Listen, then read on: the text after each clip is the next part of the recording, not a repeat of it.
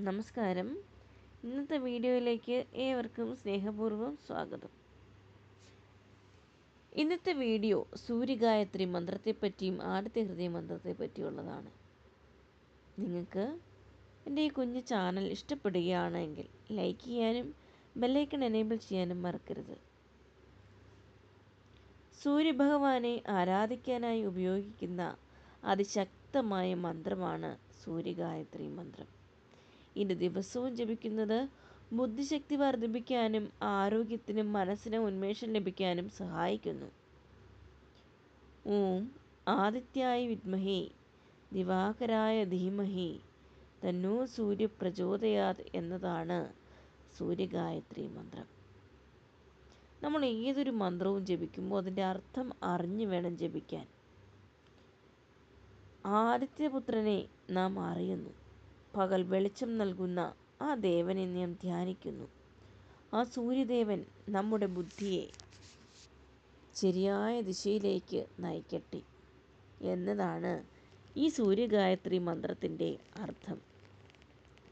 സൂര്യോദയ സമയത്തോ സൂര്യാസ്തമയ സമയത്തോ ജപിക്കുന്നത് ഏറ്റവും ഉത്തമമാണ്. സാധാരണയായി 3, 9, 27 അതുമല്ല എങ്കിൽ 108 തവണ വരെ ജപിക്കാം.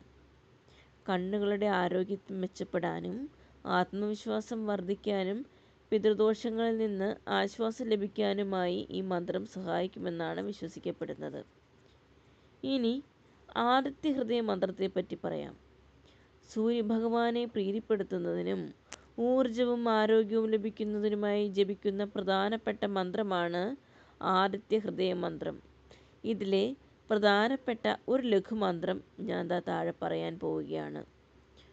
നമസൂര്യായ ശാന്തായ സർവലോകൈക ചക്ഷുഷേ കർമ്മസാക്ഷിണേ ലോകാനാം സൂര്യായ നമോ നമ.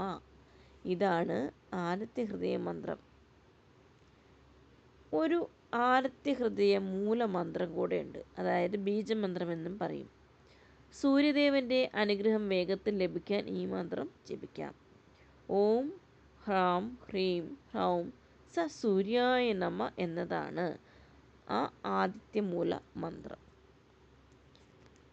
ആദിത്യമൂല മന്ത്രം ജപിക്കുന്നതിൻ്റെ ഗുണവശങ്ങൾ ശാരീരികമായ തളർച്ച മാറുന്നതിനും കണ്ണിൻ്റെ കാഴ്ചശക്തി വർദ്ധിക്കുന്നതിനും സൂര്യമന്ത്രങ്ങൾ ഏറ്റവും സഹായിക്കുന്നവയാണ്.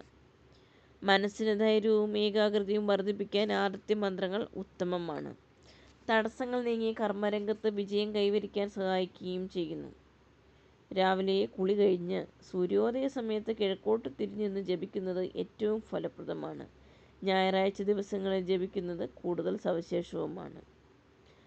ഈ കുഞ്ഞു വീഡിയോ നിങ്ങൾക്ക് ഏവർക്കും ഇഷ്ടപ്പെട്ടു എന്ന് ഞാൻ വിശ്വസിക്കുന്നു. ഇഷ്ടപ്പെട്ടുവെങ്കിൽ ലൈക്ക് ചെയ്യുക, സബ്സ്ക്രൈബ് ചെയ്യുക, ബെല്ലൈക്കൺ എനേബിൾ ചെയ്യുക.